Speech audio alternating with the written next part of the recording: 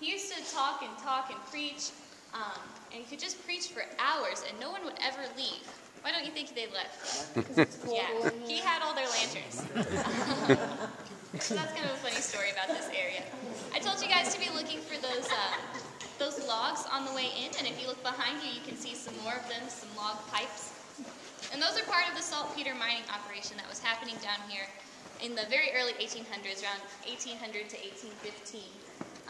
Now saltpeter is potassium nitrate, and it's a main ingredient in black gunpowder. So if you're in Kentucky in the west, you're on the western frontier in the early 1800s. If you're here, you're probably a hunter, and so you need gunpowder in order to hunt for food. So people could come in and actually mine the dirt here in the caves for those nitrates that they could turn into saltpeter and then into gunpowder.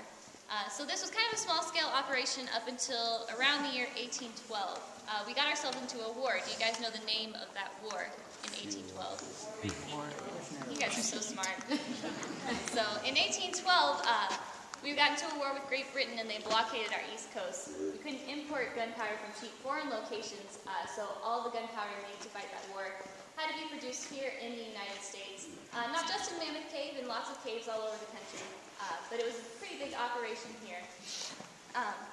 And so the way that they could mine saltpeter out of the dirt would be to build some big wooden boxes. You guys probably saw some of those back in the rotunda, and you'll see some more further up ahead at Booth's Amphitheater. So you make a big wooden box and put kind of a filter on the bottom, load it up with cave dirt, and pour water down over the top to leach through and pick up nitrates, then pump it back out to the surface.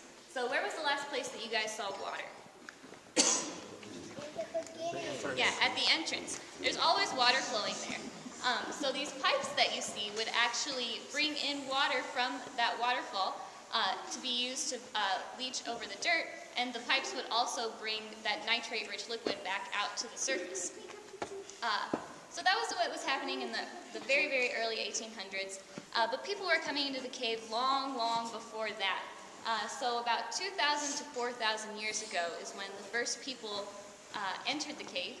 They're prehistoric Native Americans in the late Archaic and early Woodland period.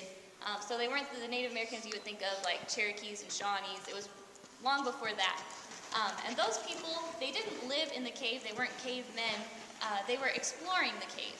So sometimes they would stay at the sheltered entrance, but they actually found their way back through about 8 to 10 miles of the cave. And we know about that because they've left behind evidence. They've left behind artifacts. The cave is very, very dry in this area, and it's a cool, stable temperature. There's no water or wind, so things are preserved here. Those wooden logs that you see, those are original, and they were desiccated. They were dried out in the cave. If they were left on the surface, they would have rotted, but they've been able to survive here. Same thing with the artifacts that those Native Americans left behind. We found cane reed torches that they used to light their way through here, so just bundles of reeds that they would light on fire and use for light. We found mussel shells that they were using to scrape gypsum off of the walls. So gypsum is calcium sulfate. It's a white sparkly mineral that can grow on cave walls and dry areas. And we believe that the prehistoric Native Americans were coming in and scraping that off of the walls. We don't know if they were using it maybe for trade or for medicinal purposes, maybe for something spiritual.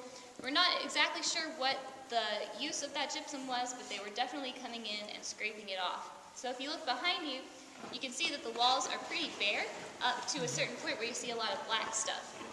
That black stuff is actually gypsum. I told you it was white and sparkly, but that has been darkened by smoke both from those cane reed torches and from lanterns that have been used throughout the years here. So do you guys want to see what the cave would look like if you were in here, maybe as Native American with just a cane reed torch, or maybe as an early cave explorer with just a lantern like this? Okay.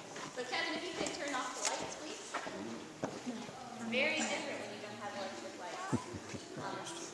Maybe a little bit scarier. You can't really see exactly how big everything is. You can't see the whole cave at once. And it can be even more frightening if your light happens to go out.